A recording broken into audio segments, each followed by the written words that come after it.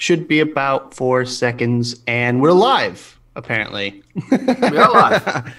All right. We should be live. I forgot to mention that I didn't check if I had the stream muted, which I did. So bonus points to me. Welcome, everyone. Hello, and welcome. We are here on time, and hashtag not Jay's fault because Jay's not here. So let's also see if everybody can actually hear us as well. That'd be good. Yep. Yeah, right. We're just all muted. We're just talking to nothing. Nick, I'm echoing. Great. Yeah, I am not in control either, so blame Aiden for that one. But everything else, yeah, like as far as video quality, we're big on full screen now. Yeah, good. So yeah, Jay is not here today because he's out wrenching on his new car. Munching, definitely munching.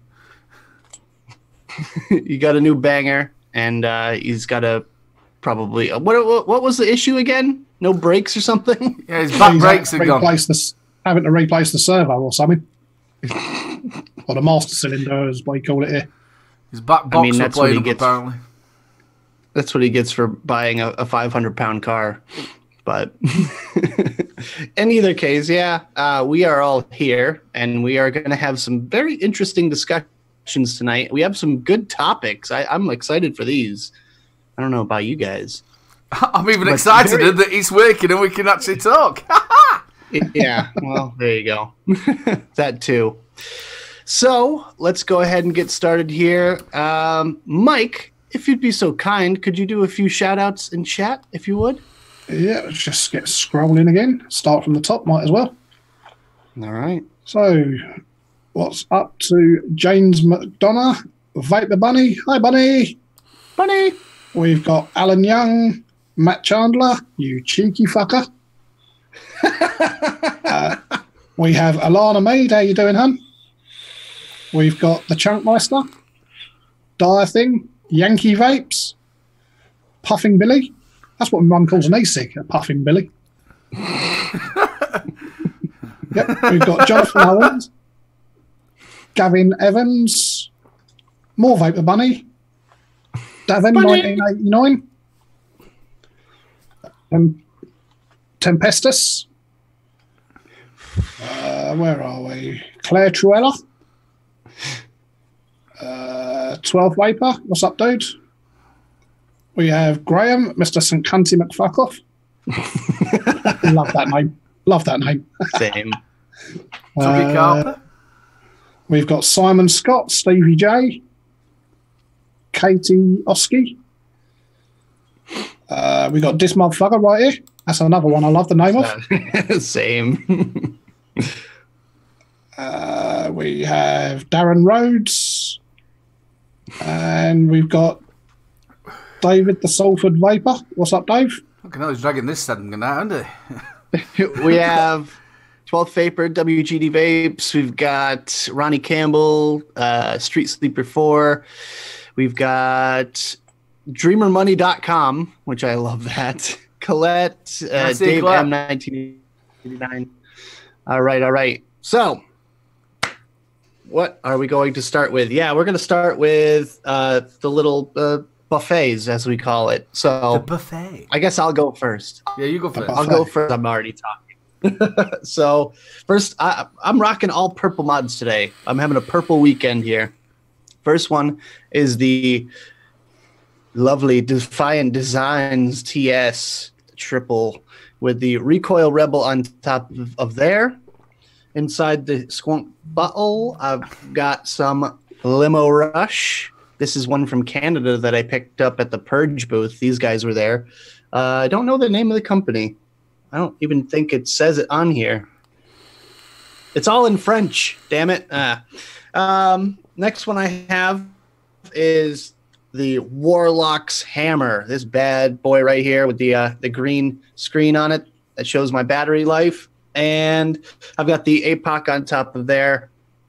I don't know. Just thought I'd bring this one back. I haven't used it in a long time, so why not? And in there, I've got some. I was all excited because I was going to show Jay this, but I'm vaping some Kinky Vapor E-Juice with with that ice shot in there. Holy crap. My recommendation, if you're going to vape this stuff here with menthol in it, don't use the full ice shot. Half an ice shot and half a regular shot, because this is a lot of menthol. It is freeze your throat cold. After you've vaped it, then you breathe in and it's still there going... Is it like that? Yeah. Oh, yeah. I love that. But it's got that... It's a spot-on lemon sherbet, though. Seriously, spot-on lemon sherbet. It's nice with a sweet shot in it as well. Oh, I'm sure it is. Oh, my God. That would be like pucker sweet. And last but not least, we've got the Dreamer Mechanical with the drop dead on top of there and a DHD color changing tip. However, all of my batteries are currently on the charger for that one. So, yeah, I'm going to have to wait. Maybe by the end of the show, I'll have one battery that's fully charged. But that is me for this evening. So why don't I pass it off to Aiden? Hey! I'll tell you what I'm sponsored by tonight. I've got a couple of Guinnesses. I fancied a couple of Guinnesses tonight. What are we on? I'm on the, which is the Super Bat from Vapteo. I've got a load of just simple stuff. I haven't really been doing out different this week.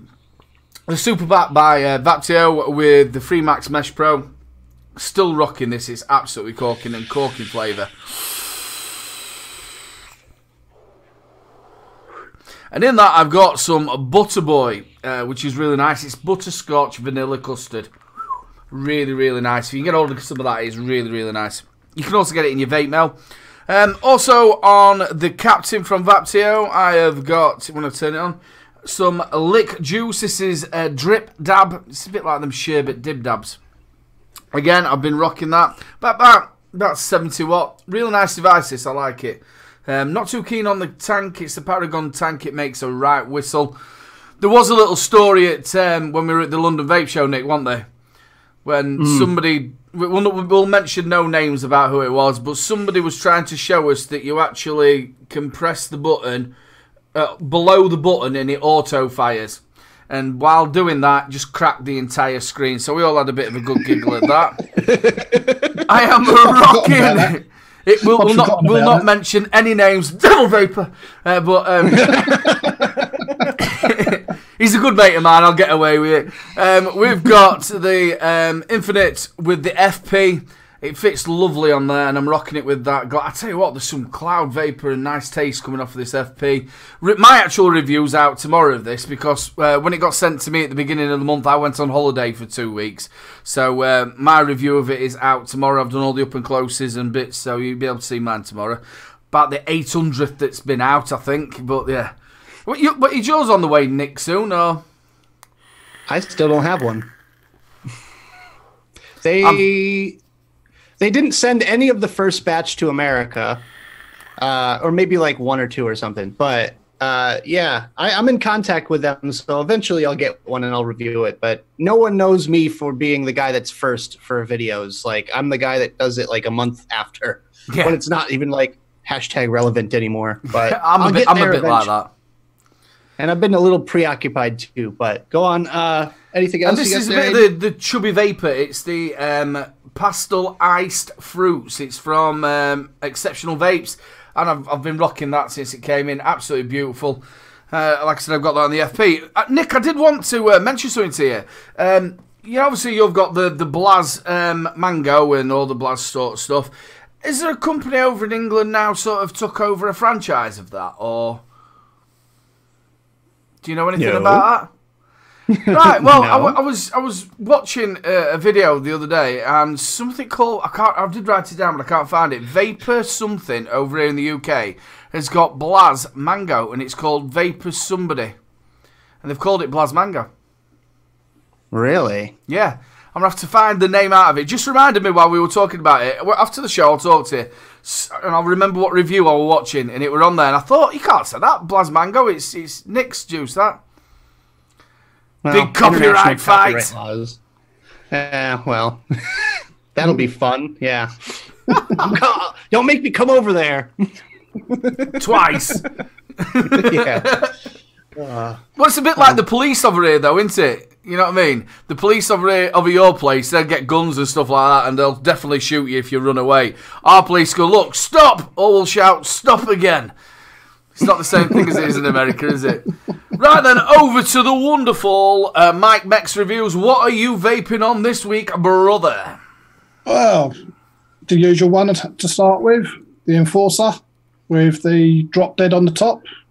And in that, I've got a set of Shane Wiseman's Mech Aliens at 0.09, which is the lowest I've been for a while. And on that, I've got some Blasberry. Fucking love that one. Then we've got the I can't believe it's not a G-Class. Yeah. The Vasticking VK530, I think it's called. Yep, VK530 with the Atomizer Plus on the top. And in that one, I've also got a set of Shane Wiseman's Mech Aliens. And them ones are, what are they coming out at? 0.1 on the nose.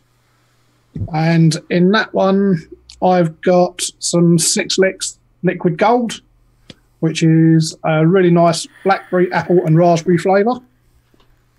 And then I'm also on the Titan. I can't believe it's not a PWM. With the Fuck Pig on the top. And in that one, I've got another set of Shane Wiseman's Quad Core NI90 Aliens. And that's coming out at 0.09 as well. And yeah, any more than 3.9 volts and it's holy fuck. Comes out to about 170 watts, 169, 170 watts.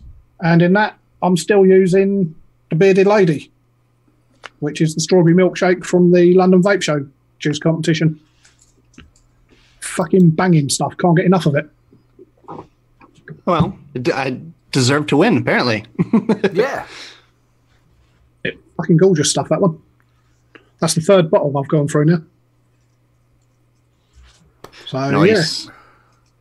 Somebody's got a bit of blur of vision. Yeah, I don't know. Try refreshing the page. That's when in doubt, refresh the page. Yep. Not dropping out this side, so it should be good. Mike, up? you have Mech Aliens in a regulated mod. Isn't that a faux pas? Yep. But the flavour's good. That's all I'll give a fuck about. I can't believe it's not a mech. How about that? Oh, yeah. As well. So I do have an announcement for everybody. Uh-oh.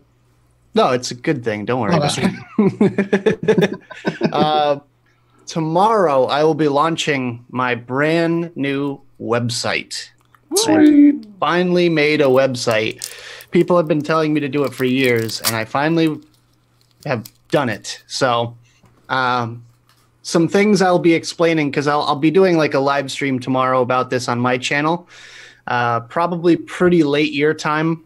Yeah, probably around like midnight-ish your time. So it might be a little bit late for you guys. But in either case, so I'll announce it here for you guys. So my website, it's going to be dailyvape.tv, which I thought was kind of clever.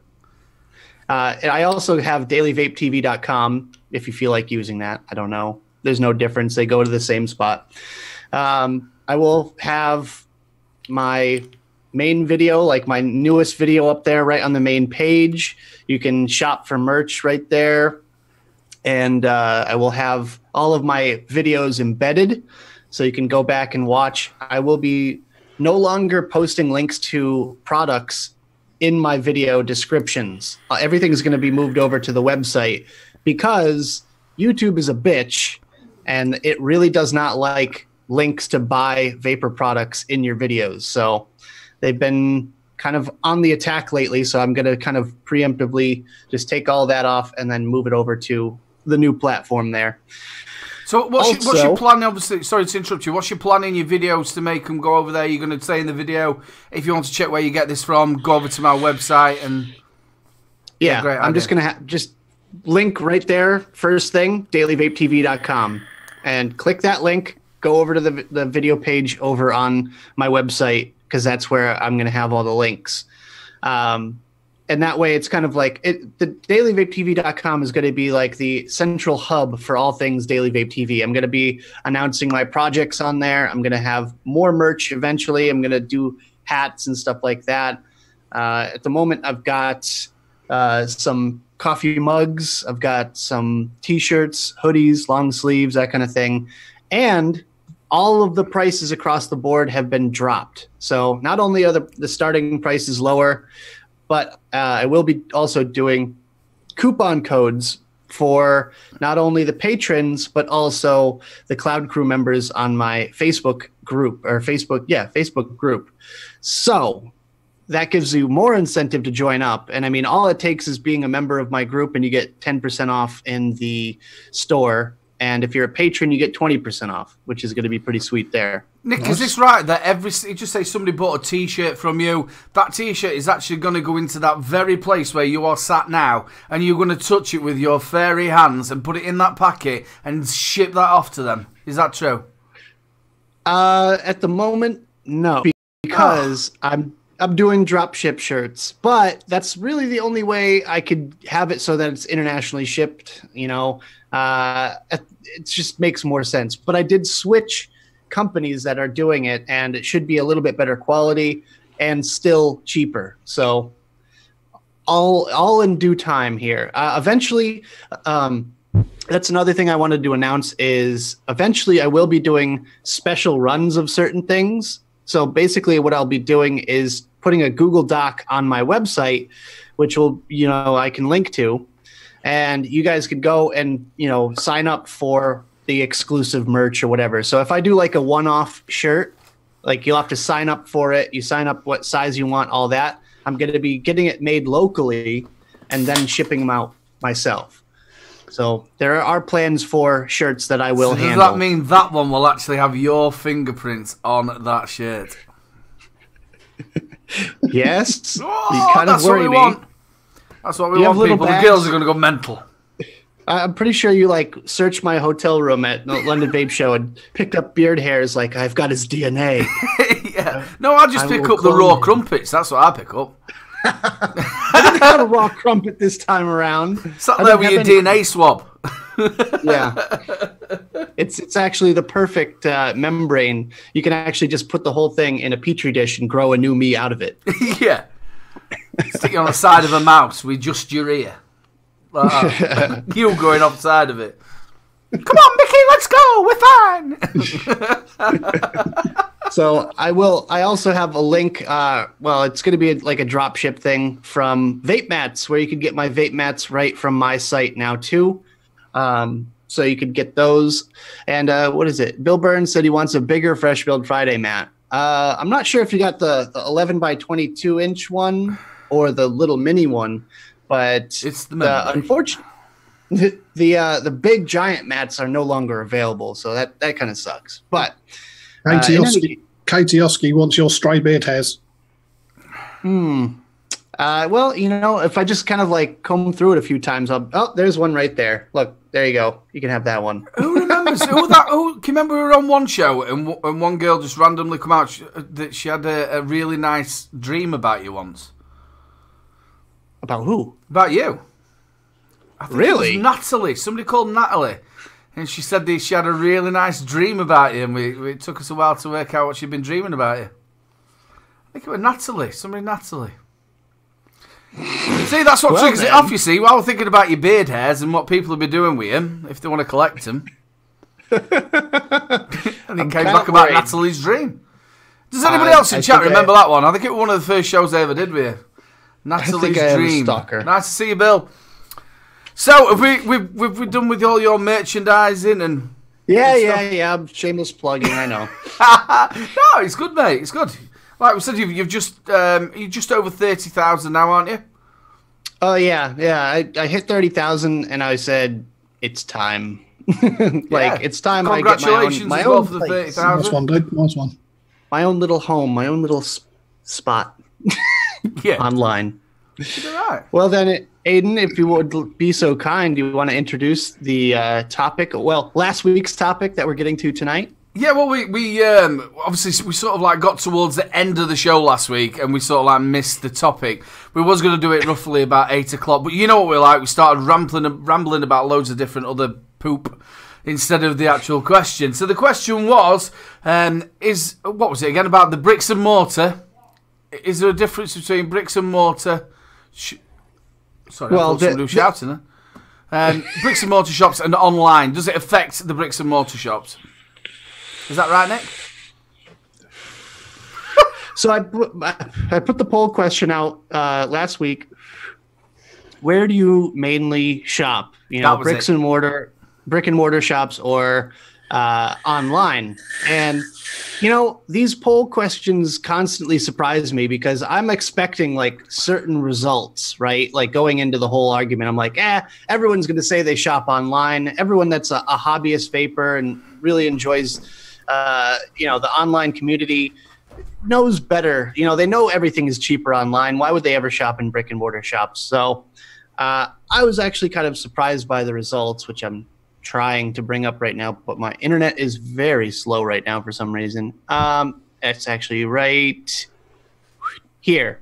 So according to the poll results, 72% of people shop online and 28% of people prefer to shop at brick and mortar. And there was 162 votes off of there. And I just thought it was kind of interesting because, you know, I would think that the number would be more like, 90-10.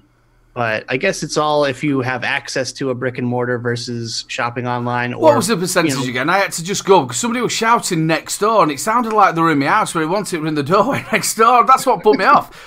Weirdos. Weirdos. So the final result. You were a pizza delivery man as well. What was it? What? Final result out of 162 votes was 72% prefer to shop online and 28% prefer to shop at brick and mortar. Yep. I just thought that was kind of interesting. And, a lot of people were commenting and saying how they want to support local business. We had a few comments that said that they everything's cheaper online. You can get it shipped in a couple of days and it's just so much more convenient. So I just think it's like an interesting thing to talk about, like what would happen? Because we'll get on to the main reason I brought this up in the first place in a minute, but why don't you, I would like to hear from you two. Well, personally for me, my preferred method is to buy hardware online because obviously online is cheaper for hardware. You go to bricks and mortar, obviously they've got the overheads to pay, so there's quite a large markup on the hardware. Right. But when it comes to e-juice and wire and things like that, 9 times out of 10, I will always go to a B&M store. So where's your local shop, Mike?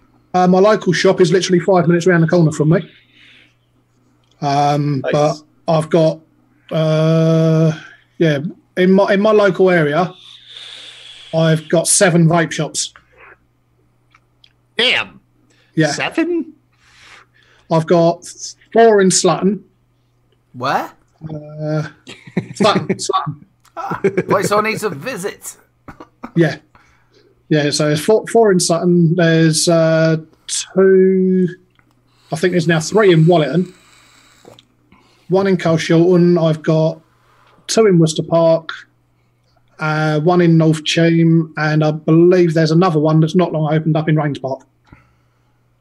Damn. So, yeah.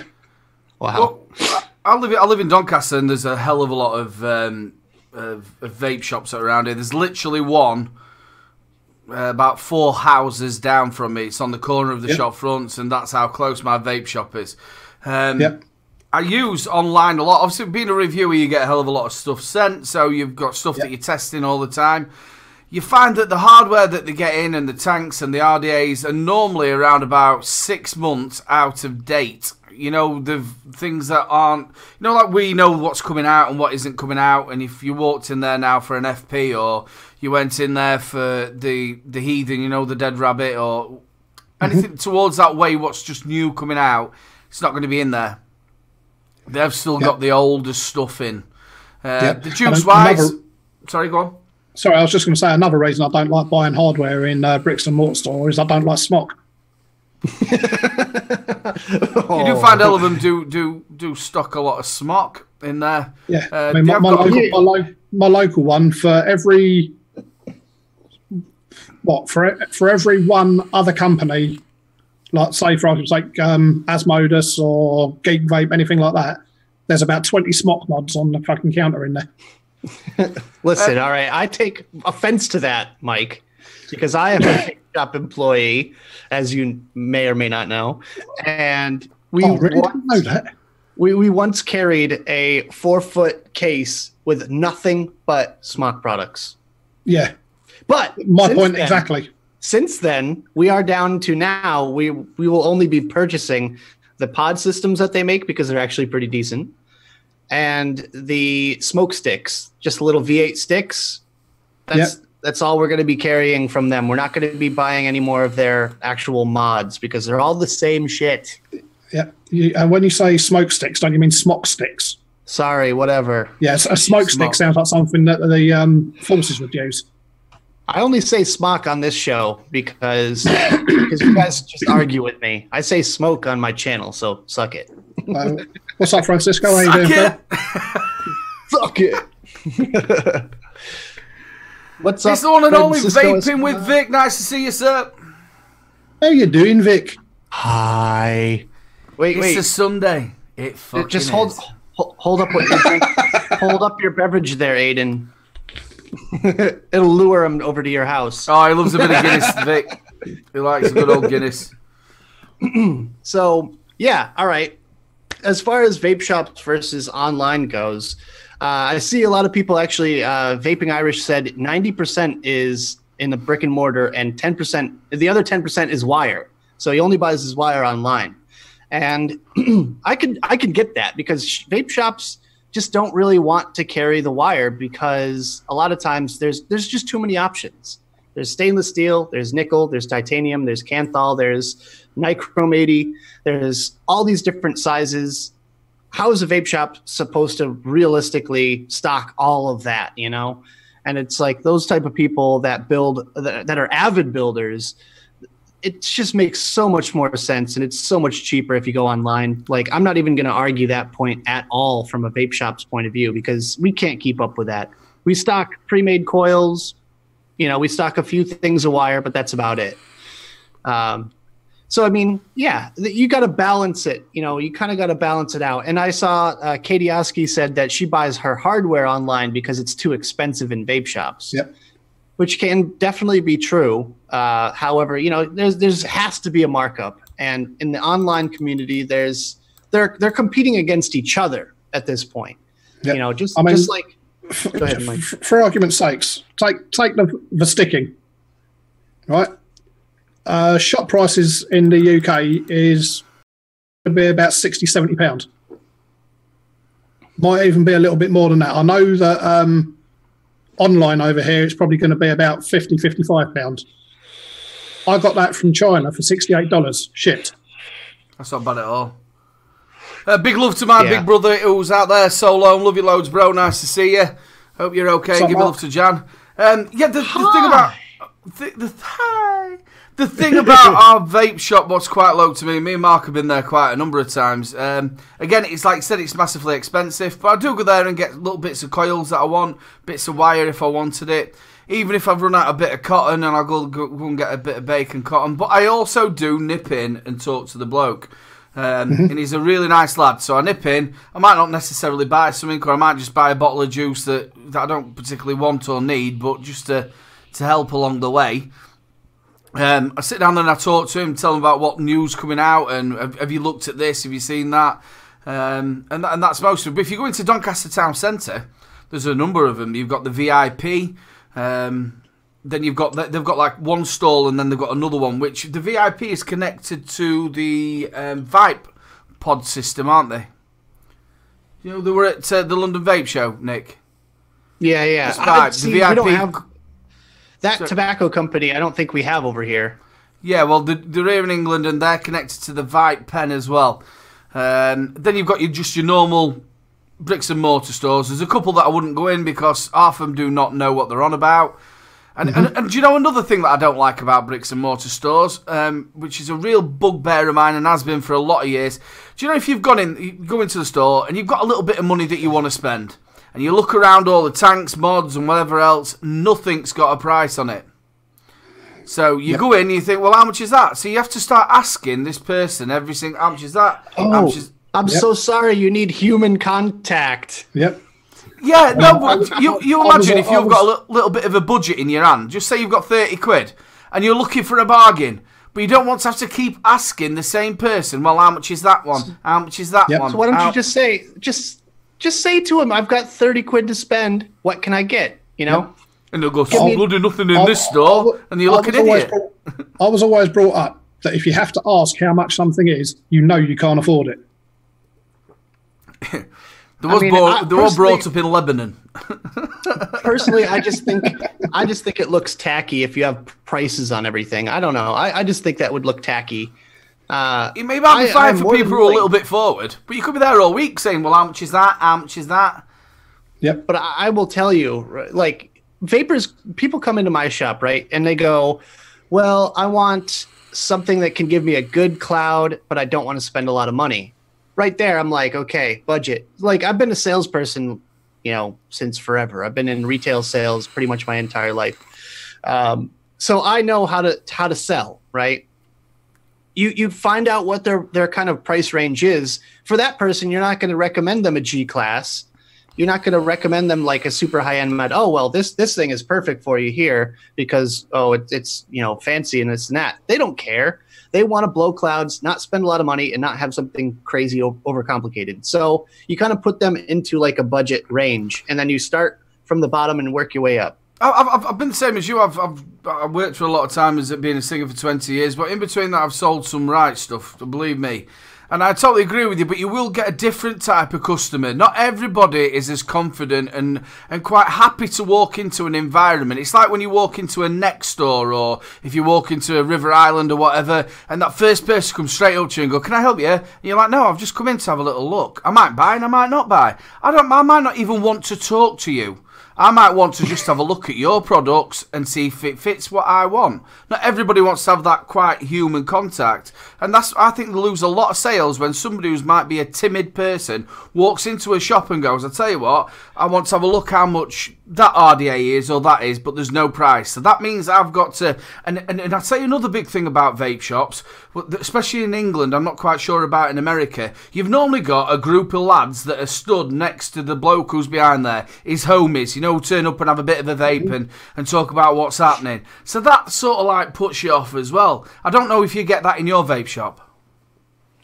I'm behind the counter the whole time. I usually have my little stool, my chair, and I just sit there. And if friends come in, they come in and chat with me. They might sit down or something like that. There's couches if they want to sit down over there. And we'll chat. But if a new customer comes in, everyone shuts up. Everyone just like zip, and they let me do my thing. So I make first contact because in sales you're basically taught you have to just go, hi, how you doing? Anything I can help you out with today? Yeah. Right. That's the first thing. That's all I do. I'm not going, oh, do you want to take a look at our special mod over here? No, I'm just going, hi, how you doing? And they go, oh, yeah, I'm just looking around. Okay, well, if you have any questions, let me know. That's it. Then I could carry on my conversation.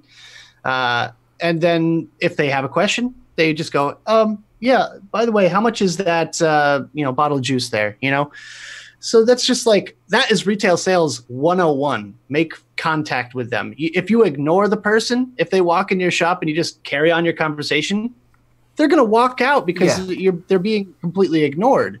So you have to find that balance. So we do get a hell of a lot of it where you go into the store, especially in Doncaster Town Centre, you've got these people there, and it's not the ones that have got met mods, but they're not quite sure if they've built them right, because I seem to watch a lot of that. When I've gone in, and I'm just having a little look. He's already asked me if I want to buy something, but he's going, will you put me a build in this? There is somebody going, will you put me a build in this? I'm thinking, if you have to put somebody else put a build in a met mod, you should not be on a met mod. Exactly. And the bloke behind the back of the counter should be telling you, you should not be on a met mod. here's the thing. In the vape shop, we could refuse a sale if we don't feel comfortable with selling someone something for some reason, you know? So for instance, if someone comes in and they go, yeah, I'm smoking cigarettes now, but my friend has a mech mod. I want to get a mech mod. I'm like, I would definitely not recommend a mech mod for your first one. I would recommend something with, you know, a chip in it so it's regulated and has safety precautions. And if they go, nope, I want a mech mod, I could just be like, well, I don't really feel comfortable selling you a mechanical mod. Like, sorry. I could say no if I really feel uncomfortable if they push me. And I never ever recommend an RDA or a mech mod for a first time user. You know, and to be perfectly honest, if I worked in a vape shop and people were trying to buy mechs off me, I'd be willing to sell them, but they would have to prove to me that they can build safely. Yeah, I would sit there and I would watch them build. Even people that have like experience with sub-ohm tanks and mods, you know, they say, I want to step up to a dripper. I'm like, okay, well, do you know Ohm's law? Do you know battery safety? Do you know like the amperage on your batteries? You know, all that stuff. Like I kind of do a little quiz before I start recommending. You know, I'm a salesperson, yes, but I'm also safety conscious and I want to have a good look for my shop. I don't want to make my shop look bad with someone that comes in and blows their freaking hand off with a mechanical mod while they're using it wrong. So that's one big difference between online and in store, because online, anyone and their mother could buy a mechanical mod and put a sub-ohm tank on top of it and blow their hand off. Yep. It's like Michelle's put in chat there. Hi, I've never vaped, but I'd like to buy a series mech, please. Oh, God. Yeah. My answer to that would be, sorry, I'm not in the habit of selling grenades to people. No. That gives me anxiety just thinking about that. Like, just to interrupt us, Jules Mama Vapes has not been very well all this week, so I just want to send a big love out to you, sweetheart, from all of us here at Savs. Hope you're okay, sweetheart, and really nice to see you in chat. Also, a big shout out to Jay, Vape Reviews. He works in the shop as well, so he might be able to put a little bit onto this as well.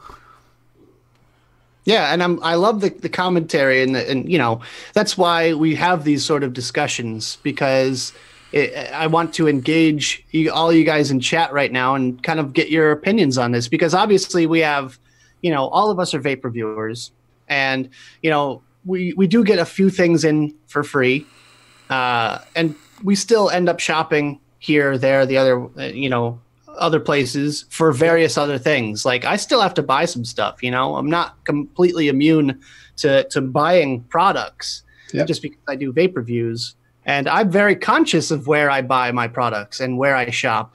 And as far as like online, like we were talking about earlier, they're all competing against each other for the lowest price. So an online store will buy 1,000 recoil rebels, right? And they buy them for a crazy discounted price because they're buying so many of them, and then therefore they can sell it very cheap as well because they don't have a lot of overhead. When you have a vape shop, you have heating, cable, internet, employees to pay, rent to pay, lights, all that stuff. You have to, you know, be mindful of that. And you can't stock a lot of any particular thing because if it doesn't sell, you are stuck with it.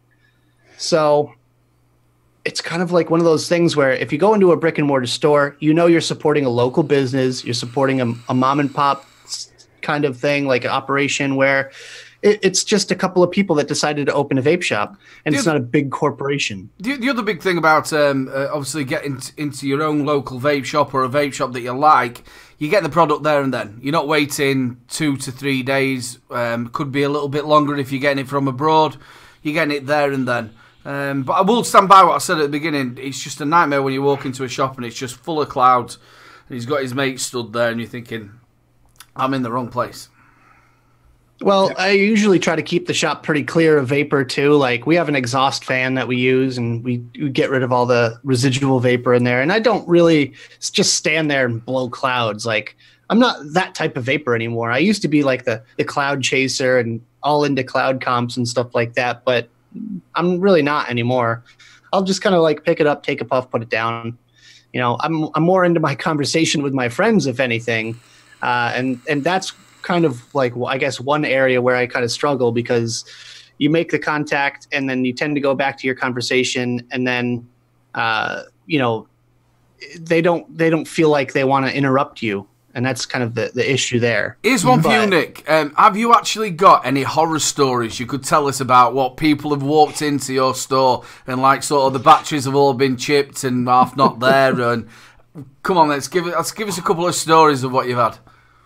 Oh yes. Not only like, all right, so not only just the hardware aspect of it, but just like the nightmare customers. And all right, where to start, man?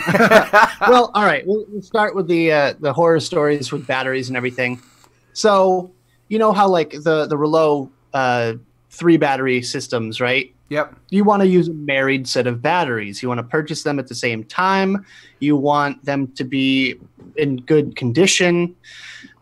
I've literally opened up people's mods and took out the batteries and gone, oh, like that's a pipe bomb right there. Like, I don't want you to put those batteries back in that mod in my shop.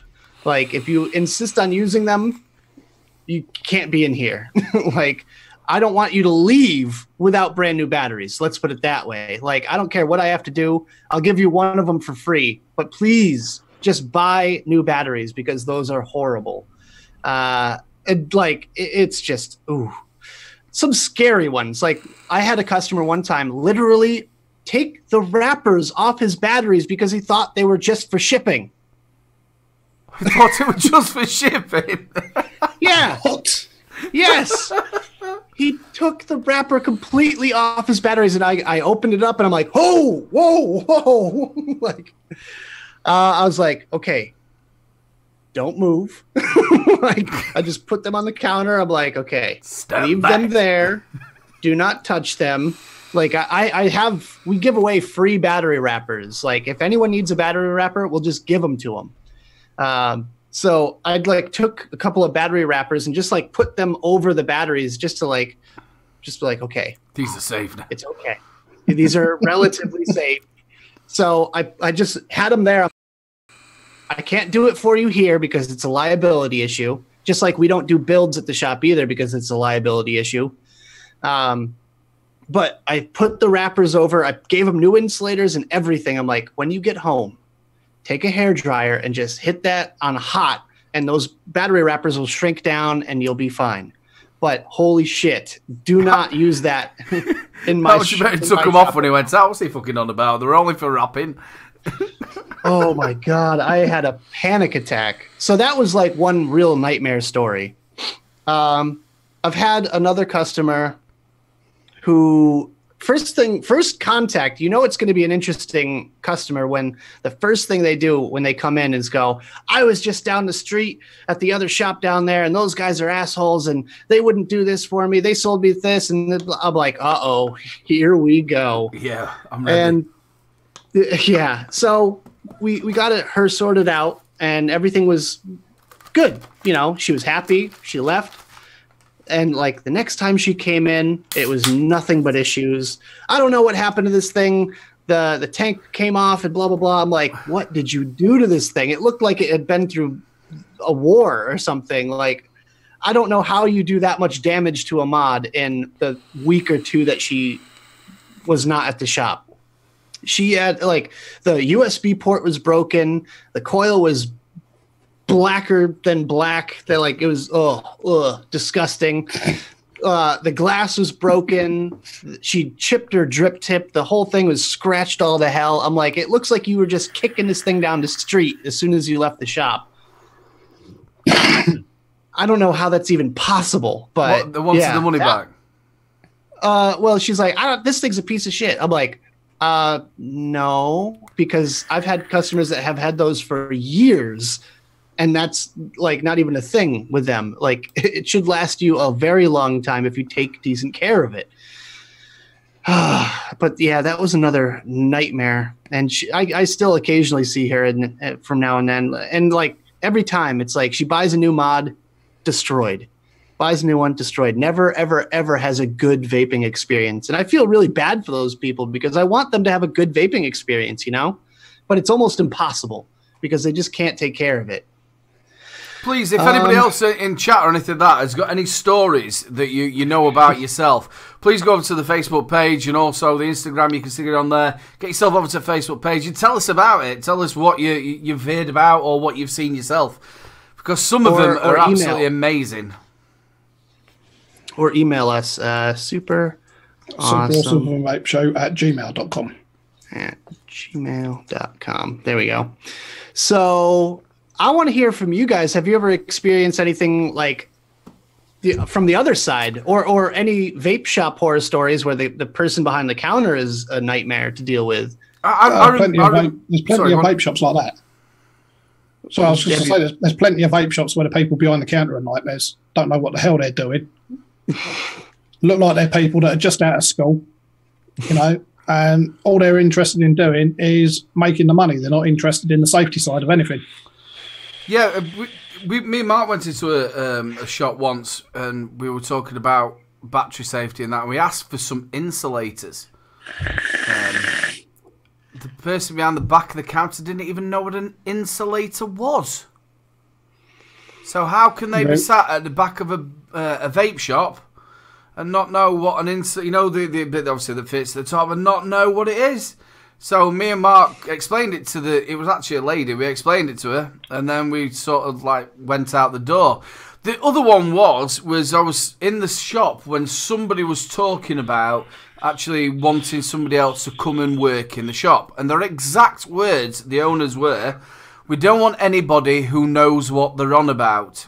We want somebody who we can talk to and tell them about the prices.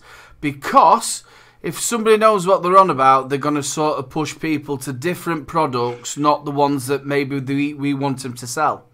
That was somebody on a vape shop. What that? So that's the type of person that's just out for the money. Right.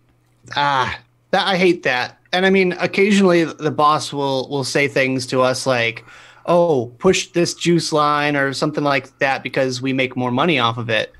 And I mean, it makes sense. Just like anything, just like any other retail shop, like you got to figure that certain products. Hey, wow. Certain products have more of a margin than other products, so you want to sell more of that stuff. But me personally, and all right, so I will say this. Everyone in my shop has vaping experience, a long history of vaping experience. I'm talking me, I'm almost vaping for 7 years now. 7 years in November, I'll be vaping for that long, which is crazy. But the other two employees that we have about the same experience as me. So, and we're all over the age of 30 years old. You know, we're not young kids. We know what we're talking about. And we look out for not only the look of our shop, but we also look out for the look of the industry. We try as hard as we possibly can to not get our products in the hands of minors. And it's basically like we want the customer to have a good experience. We don't want to just be that vape shop that you guys are describing. So there's a question from the Northern Vapor. It says he has a vape shop in his area. If you buy a mod, etc., and there is an issue, the shop will not refund or replace the item and says to return it to the manufacturer. Is this normal? Now, from my understandings, majority of shops should give a 30-day. Yes, it's 28 days, isn't it? 28 days. That's a law in your country. Yeah. Yeah. They're supposed to give you products 28 days, and you've got 14 days to return it. Yeah. And other than that, then yes, it does have to go to the manufacturer, which is who you will find out if you look at your manufacturer. It's only probably around about 3 months anyway. Yeah. Right. She's bad. I will say in America it's a little bit different because the FDA states that we are selling tobacco products and therefore they cannot be returned. So right there, that kind of eliminates that. However, obviously, like customers can get pretty angry at certain situations. Like if it's completely defective, if they walk out the door and the thing just does not turn on, you know, they come back in maybe the next day or something and they go, I don't know what happened, but this thing is not working. I'll go through it. I'll check it out. I'll diagnose problems. And then If I can fix it, great. If not, then we'll work with you. You know, I'm not going to be that guy that just goes, deal with it yourself. That's just you mad, know. innit?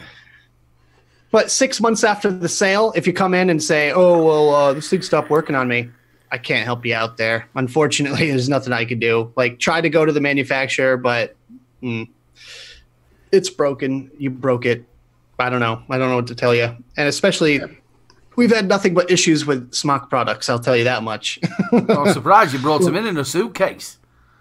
Well, It'd be a lot easier just to carry him like that instead of being Del Boy dragging it down road. Come on, Rodney, you plonker. He'll not know what the hell we're talking about, will he? Nothing is made to last. It's only Fools and Horses. You'll have to watch. It's good. Yeah. oh, okay. Yeah, so it is a right Rodney, Aiden, anyway. You plonker. But yeah, so that's the big difference between the UK and the US right there. But you know, we'll try our best to figure something out for you. You know, we're not out to like scam people. We're not out to rip people off. We want to have a good customer relationship. We want to have a long customer relationship with them. Yeah. And you know, it doesn't do us any service to just go, nope, deal with it yourself. Obviously, we've given a bit of crap to the bricks and mortar stores. Obviously, the online stores are also very good for it as well, because I know plenty of fly-by-night companies that come in and go out, and all of a sudden they're there, and then next minute everything's got on top of them, and they haven't been sending their orders out. I know there were a big person, probably about 8-9 months ago, came onto the scene. He came on lots of different shows, and he was going to do this and do that. And then people started to order from him, and he was getting big orders, and then all of a sudden it sort of like caught up with him, and he couldn't send these orders out. And it caused a hell of a lot. Now, I know a lot of other companies as well out there that, again, were online. People have paid the money, not turned up. Or it's turned up maybe 4 or 5 weeks later. So there is the trouble with the online, because you're dealing with that faceless person or a faceless company. Right. Yep.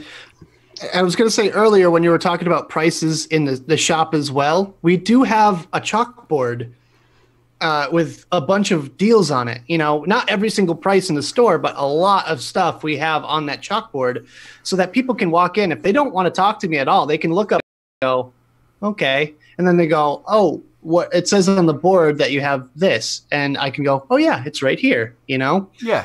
So we do have some prices listed, so they get like a general feel for it. You wouldn't go to your local Walmart though, would you? And I walk round and have to keep asking the person in the back, would you? Going, excuse me, how much the beans? It's not what you'd keep doing, would it? Because just as a salesperson, because you could say, well, do you want Bob's Bastard beans, or do you want Heinz beans? Do you know what I mean? Bob's Bastard beans. There's your Photoshop, everyone. There you go. Can I have some water? Do you want Alkida water, or do you want Mountain Spring? It's up to you. So, Aiden, if you'd be so kind, could you look up and chat real quick and see? There's a couple of stories I see here. If you want to read them out. Is there? Yes. Let's have to change the screen from the one that's saying that we're dropping frames. My first time in a vape shop, the first thing the guy asked me was how many cigarettes do I smoke a week? The guy was very helpful and recommended a Martelung starter, i.e. an Aspire Nautilus 2 and an Innokin. That was from Ronnie Campbell. Brilliant.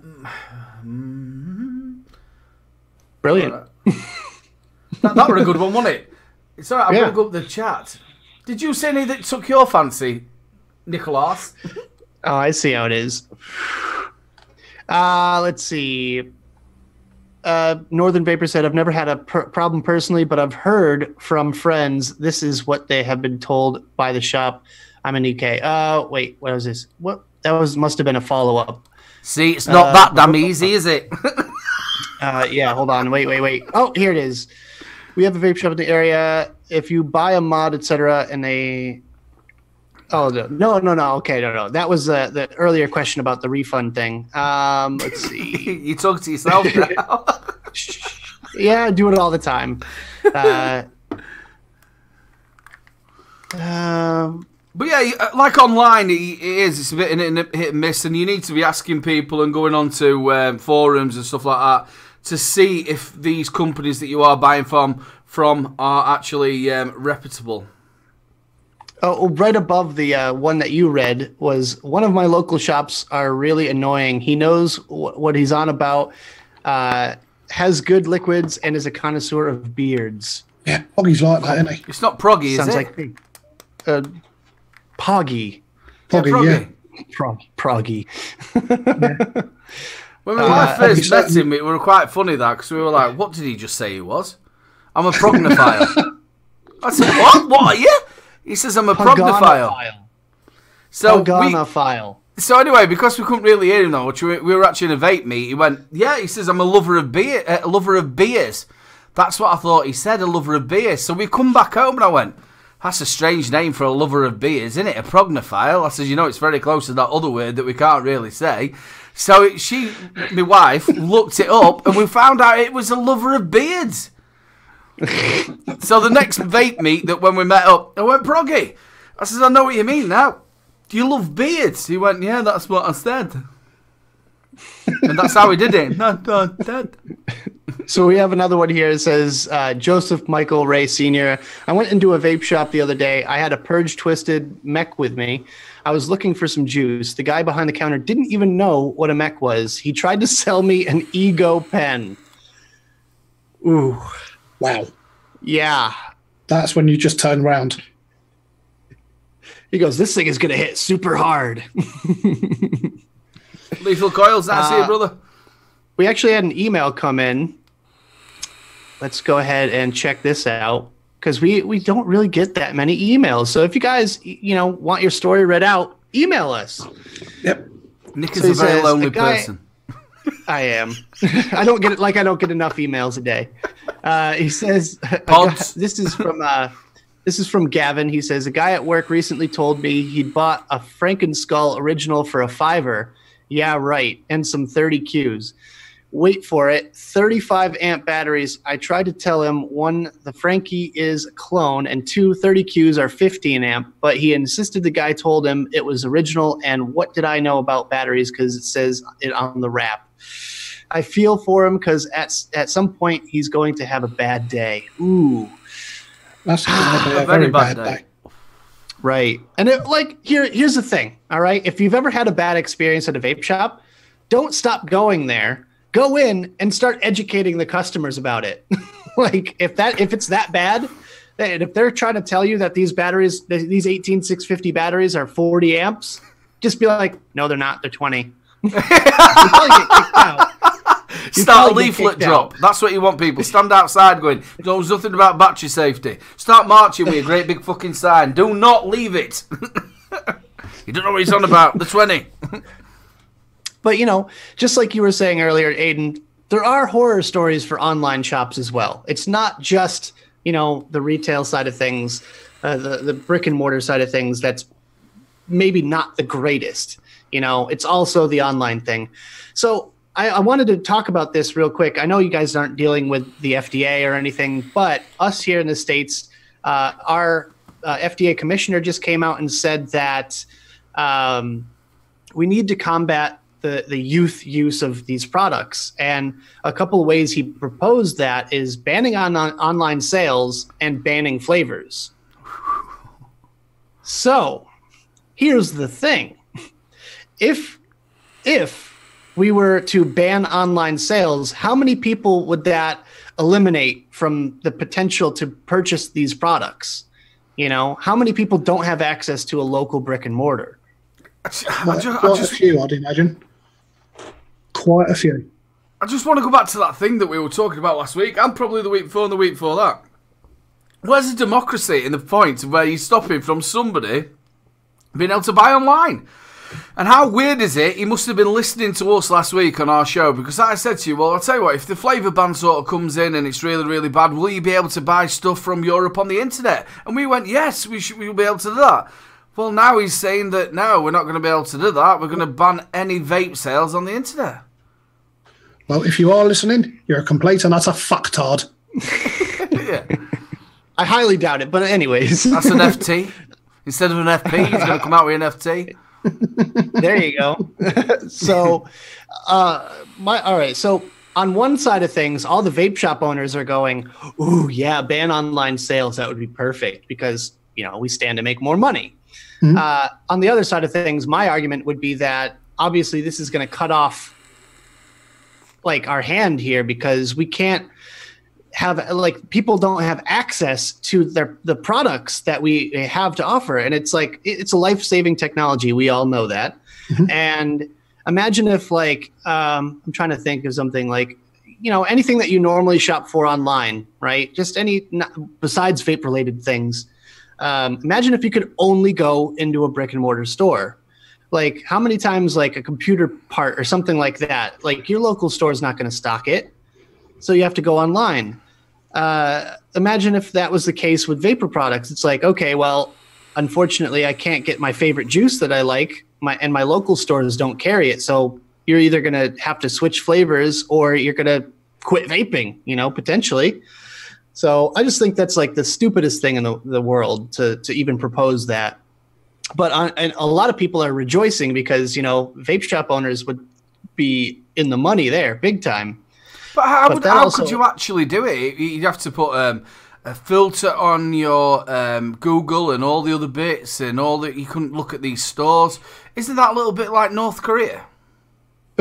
Well, they have already sent out warning letters to thousands of companies, online and brick and mortar, about what they're doing. Basically, the FDA will do spot checks, and you can actually go on a website and see when and where they do these little spot checks, like age verification. And my store actually had one, I think, at the beginning of this year, and we passed. Yay! Yay! But that's why we have to be diligent about not allowing minors to buy the products. You have to ID everyone. Anyone that looks under 27 years old, I have to ID them, legally speaking. You have to be 18 to be in the building, or 21 in some states. But, it's... Well, the Vaping Goat put something up about that, didn't they? Yes, yeah. Did you see it? It was that she came in with a child and she got really tit on because she couldn't buy what she wanted because the child. No, you did right. It shouldn't be in there. I mean, kids shouldn't be in there anyways. You wouldn't bring a kid into any other adult location. I'll put it very, very lightly, but any other adult location, you're not going in there with a kid. Bottom line, it's not okay to have kids in there. No. So why is it? Sit your kid down in a pole or lap dancing club or something. Just hold on a second. But why are you bringing them a child into a vapor store? You wouldn't bring them into a cigar. I can sort of understand it in one way. She's got a busy day. Her juice has gone low. She's had to go. You know what I mean? And she's got to go. I totally understand. Sometimes that happens. But no, it's not a place for it, and they should know automatically you've got to be 18 to go in there. I get it. I totally get it. Everyone's busy, this and that. And I don't want to lose a customer over it, but it's just unfortunate that that's the case, that we're all so busy that we have to drag our, 2-year-old in with us to the vape shop where, I realize there's no effects of secondhand vapor, but at the same time, it's just not a good look. It's not a good look if you're coming out of the door of a vape shop to the people driving by or walking by and they see someone holding the kid, damn. I think Conway, it was just something I was going to bring up. This Conway, you've hit the nail on the head. But if you go to say an Asda or the Tesco's that's around there, you can buy a Blue, you can buy a Vapor E, you can buy some of the other ones that are out there, which are the cigar-like type of things. You can buy them in a supermarket. What's your thoughts on that? Well, here's the thing: you can also buy e-cigarettes at the convenience store, and yes. Is not an adults-only marketplace. So if you want to combat the ability for minors to be able to get their hands on these products, you would have to ban them in places that are not adults-only. Essentially, you'd have to ban them at convenience stores. That will never happen. No. Because Big Tobacco. Big Tobacco, where's 99.9% of their money? It's in convenience stores. So as far as I'm concerned, there's no way they can ban. I also feel that if they ban them in the supermarkets and they also ban them in the your convenience store, and then you're trying to tar vaping with the same brush, you're gonna have to ban all of it, aren't you? Right.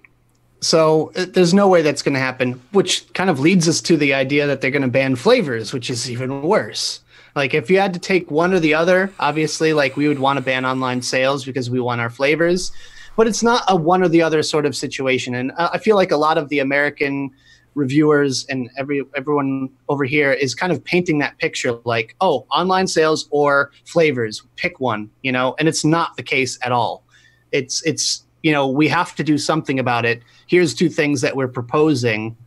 Neither of them are good. Neither of them are good because we want to have access to all of these products. No matter where you are in the country, we want you to have access to this technology.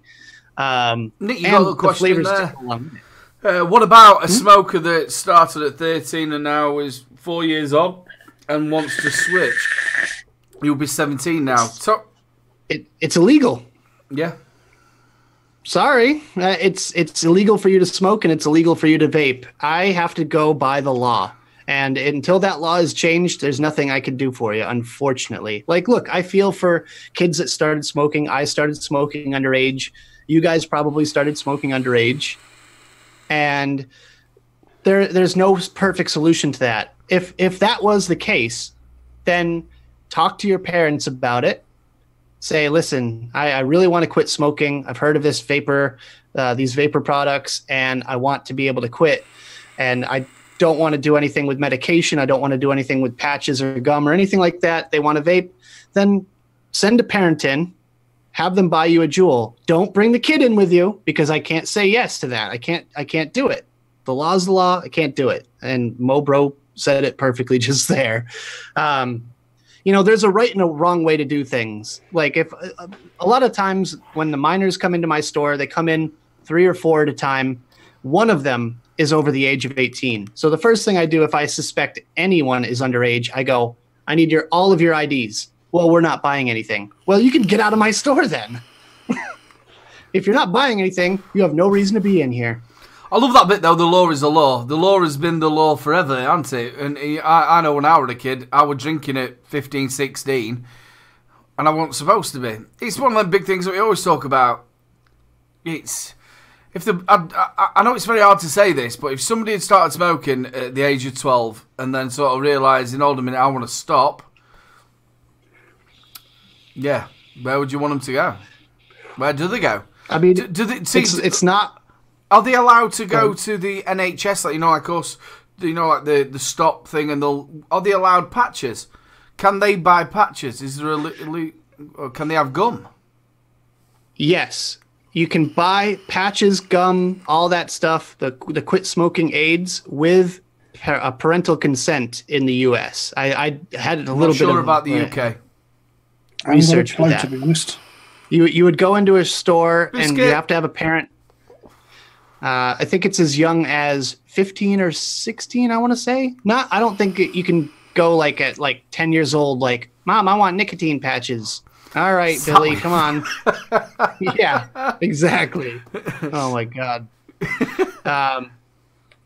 Vaping Irish says drinking under a bridge. That makes you a troll, doesn't it? And Northern Vapor says, but a 2-year-old can enter a shop that sells cigarettes. Yeah, because it's not an adults-only location. You have tobacconists over there, right? You have the cigar stores, that kind of thing. Very few and far between now. Fair enough, but it is a thing. But is it not an adults-only location? No, because they sell soft drinks and things like that as well. Really? Yeah. See, over here, to go into a shop like that, you have to be the legal age to purchase. Mm. So that's the little differences between our countries, I suppose. I'm just saying there, Mo, bro, you're totally right, bro. But I'll tell you what, years and years ago, it never worked like that because there was no check your ID. I'm 40-year-old, and when I was going to school and stuff like that, if you looked old enough, you could sort of leave your school bag out, zip it up, and they thought you were going to work. So you'd be able to go in there and you could buy cigarettes and you could buy maybe 2 or 3 of them and a match and whatever else. I bet obviously you might be in 113. You'll be able to tell us how it first started. I fucking know.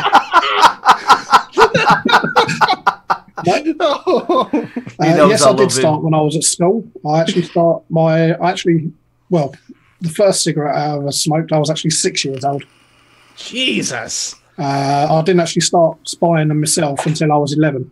You want Jesus? He was stood next to him. Yeah, he was stood next to me, giving me a backhander. I'd be like, "Hey, JC."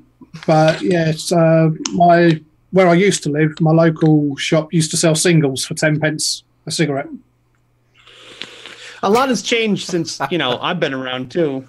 I mean, I'm the youngest one here, and I remember when you could go into a store and buy a single cigarette. They put a stop to that pretty quickly. They put a stop to Camel from selling packets with the camel on it, like the cartoon character and all that. And, it's a new era. We're kind of flipping this right now because cigarettes are like old school. Kids aren't buying cigarettes. They're buying vapes. Yep. And that's why you see the rise with vapor products. That's why you see the increase in teens vaping is because they're not immediately going for a cigarette. They're going and trying to get themselves a vape, a Juul, the big baddie. Everyone goes, "Oh, those Juuls, oh boy." The Juul that doesn't have to advertise itself anymore because the FDA and everybody else does it for them. They don't have to put an advert for it ever because it's talked about more than any other vaping product that I've known. Yep. And they're a $15 billion company. Their net worth is $15 billion. Like they are big vapor. So I'll tell you what, Nick, this actually brings us on to this week's question, doesn't it? Would you like to read it? Sure. What a transition. What a transition. Brilliant. All right. So the question of the week, the poll is, are vape companies that sell shares to big tobacco working with the enemy, or could it help our cause? And this one got a lot of responses here. So we have 58% of the people say they're working with the enemy, and 42% of the people say that they could help our cause. And this is out of 76 votes, but this is probably one of the most talked about controversial topics because there's a lot on either side here in the comment section on the various places that I shared this one. So my big thing is here. I mean, I voted for they could help our cause. I will tell you that right now, because I believe that if big vapor becomes a thing, which includes big tobacco, mind you, because the top 5 selling e-cigarettes, 4 of them are big tobacco companies. If we get together and just go, look, we're all out for the same thing. We can work together on this. Let's pool our money together, pool our resources, and come up with a solution. So in the long run, big tobacco could actually potentially help us. And I would love to hear the argument for the other side. So have at it. Don't look at me for the other side. I think it's like work hand in hand together. I mean, just put your 2 cents in, Mike. Well, without tobacco, there'd be no vaping. And basically the money that the tobacco giants can also bring into the vaping scene, potentially they could spend a shit ton of money on the research that needs to be done on the vaping. To put vaping in the even better. I was sort of like sat with Tom. We were all there at the last expo in May, and we were sat with Tom, Prendergast, used to be connected with the Vape Finder, and also what's it now? I've got it in front of me. Dying to Live, corking bloke, really good friend of mine, and you lot. And we were just stood in the car park, talking about big tobacco and different bits and things, and he says, "What's wrong with a company? Just say who came up with a juice called Batty Juice." I don't know why I came up with that, but it's your Batty Juice, and it come really, really, really big. And this company, Big Tobacco, went, "I want to buy this." So this bloke came up with his first idea that he wanted to call it the Batty Juice. I don't know why I have to do that. This is a Batty Juice. So he came up with the idea, and he's made it so big, and then the company comes in, Big Tobacco comes in and says, "We're going to buy it off you for £10 million." And then he goes, "Right, no problem. Buy it off me for £10 million." Then what can happen then is the person who made the innovative first bit of juice or first bit of that, he can then put the £10 million that he's just been given for it, into something else that he can make better for vaping. That's what Tom's sort of idea was on it. With his Batty Juice. So I take it we're pretty much all in agreement here that Big Tobacco could potentially help us out. Potentially, yeah. I mean, it is. I feel like it is kind of like working with the enemy in a way, but it's working with the enemy in a sense that in the end game, we would be better off, because if we didn't have their lobbying efforts in America, we would be completely squashed, because we are a tiny little minuscule industry. Our net worth is probably not even $1 billion for everyone besides, Juul, basically, for the vapor industry. How much is our net worth, So I feel like if we have Big Tobacco getting the lobbyists to go against the bills and everything that come up against vaping, then we could potentially, have a better marketplace for our product in the future.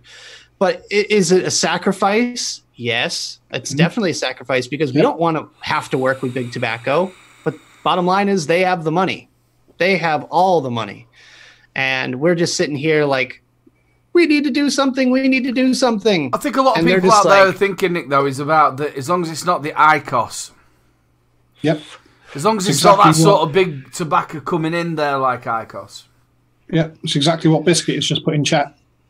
But is IQOS really the big issue? Do you really think IQOS is going to, win anyone over?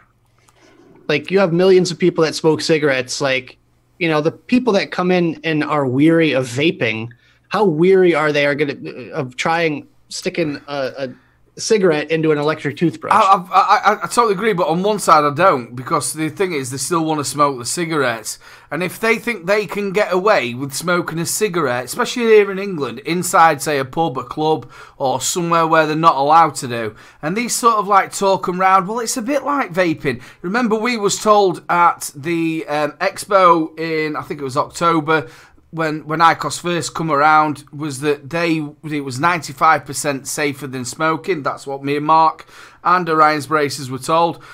Also that it fits under the novelty tobacco range, so it's not tobacco, so you can actually smoke it in the venue.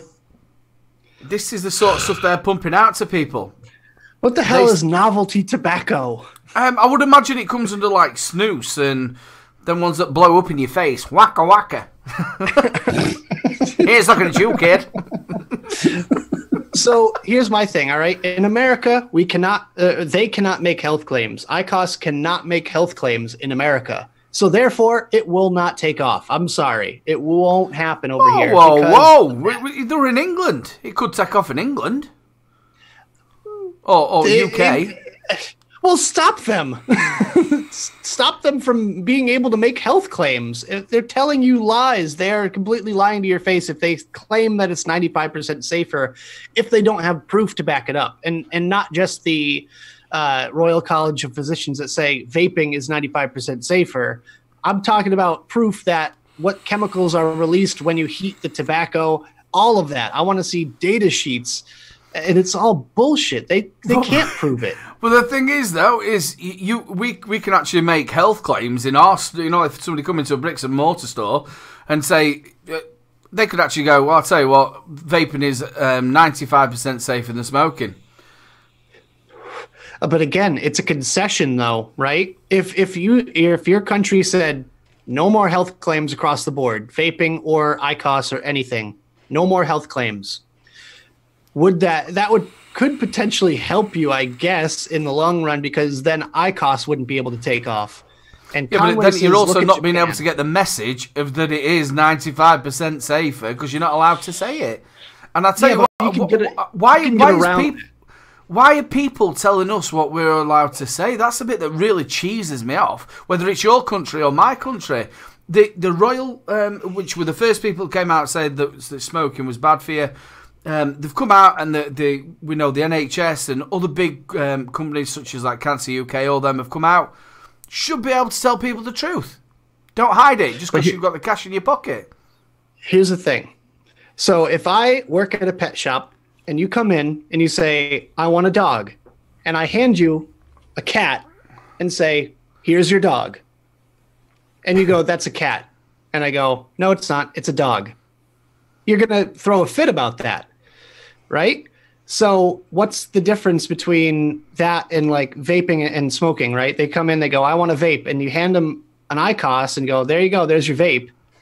That's not a vape. That's not the same. It's not what I wanted. It's different. That's totally perfect the way you've put it there, because if somebody came into your shop who came into a pet shop and they wanted a dog, but they're not actually seen a proper dog, so you were that good a salesman, you then went to him, I tell you what, this is the best dog you want because you can kick it out at 6 o'clock at night. It won't come back till 8 in the morning. But I tell you what, it's just 95% just the same as a dog. And that person goes, I tell you what, that's absolutely fantastic. I'm going to take that one. You already know that the IQOS has been going into places saying, look, we'll give you extra money and we'll make sure your premises, and we've already been talking about how hard it's been for bricks and mortar to actually get the sales in there.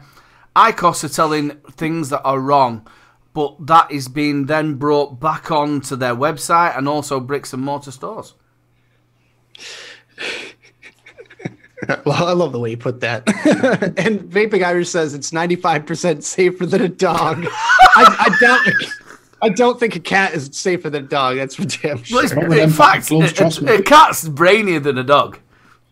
If you left a dog in a car, right, and it was like summer, it'd be like in the back and it'd just die of dehydration. Do you know if you left a cat in the back, it'd be sat on top of the roof when you got back going, fuck off. You never done that to me. They're just that type of animal, aren't they? Oh, you're back. Right, you're back. Let's go. I was gonna say to Vaping Irish and Conway's point, it's huge in Japan. It's really not huge in Japan because Japan is actually IQOS's biggest troubling market because they have to make it big in Japan. So they're spending tons and tons and tons and tons of money to make it big in Japan. They've also got really a problem with the cats and dogs as well. Yeah. Well, not so much anymore, if you know what I mean. Hello. I've eaten them all.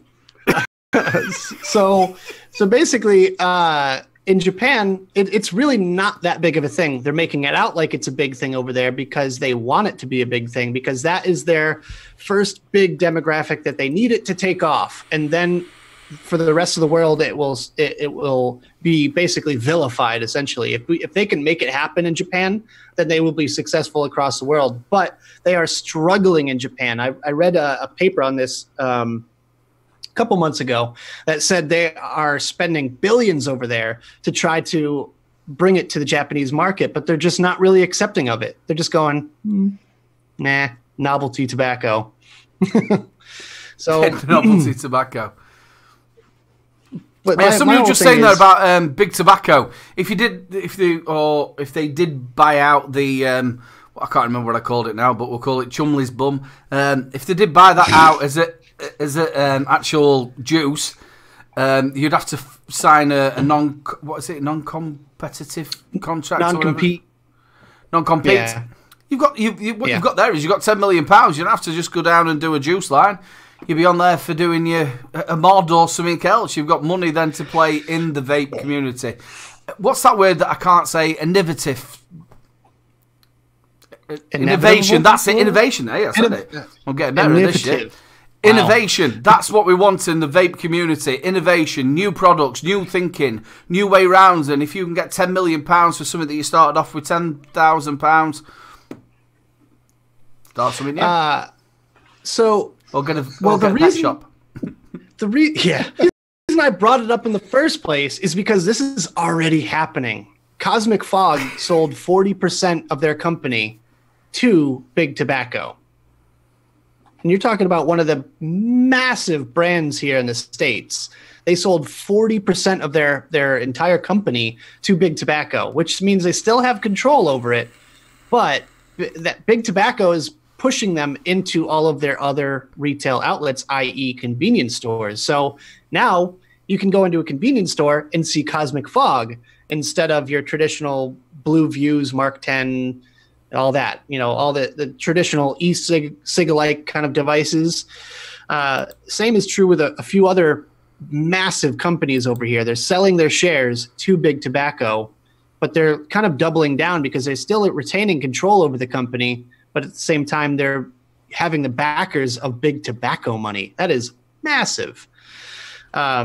Same is true with chain shops over here, like the retail locations. There's a few chains out there, one being a Vail Vapor that sold a percentage of their company to Big Tobacco. So it's half owned by Big Tobacco.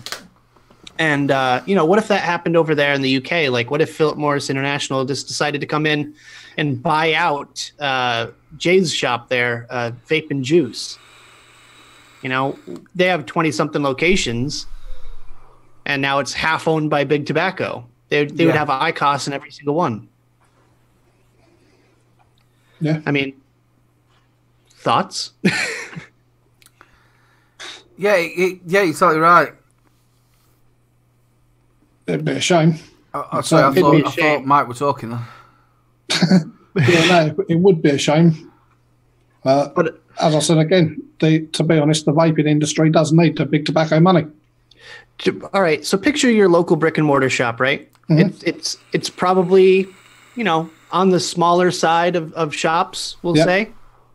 So then my local one, she's got 17 shops. So, well, I'm saying each individual location is, kind of smaller. Mike, remember that shop that you were telling us you want to rent out and all that? Yep. And I said it would cost you like £30,000 a month. Yeah. Imagine if that was a shop half owned by Big Tobacco and half locally owned. Yeah. All right. And inside it was gorgeous. Mm-hmm. Big screen TVs, big leather couches, all real nice and done up. And it was very comfortable and inviting, and they had tons of stock of all your favorite products. But your money is going half to Big Tobacco. Mm-hmm. Would that still be acceptable, or would you just be like, nope, that's half Big Tobacco, I can't support it? Well, again, as I said, the industry does really need the money from the Big Tobacco to actually go forward to continue the growth of the vaping. Would I be happy with it? No, I wouldn't be. But as I said before, the vaping industry is not a big enough industry in itself to be able to do everything that's needed to be done.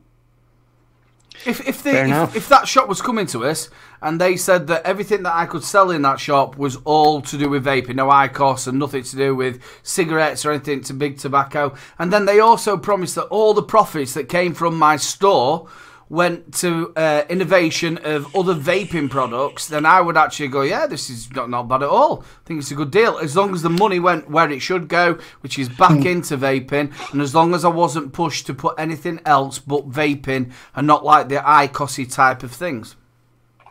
So here's the thing. That's fine. If you can work that sort of deal out with them, you're probably going to have to make concessions on both sides.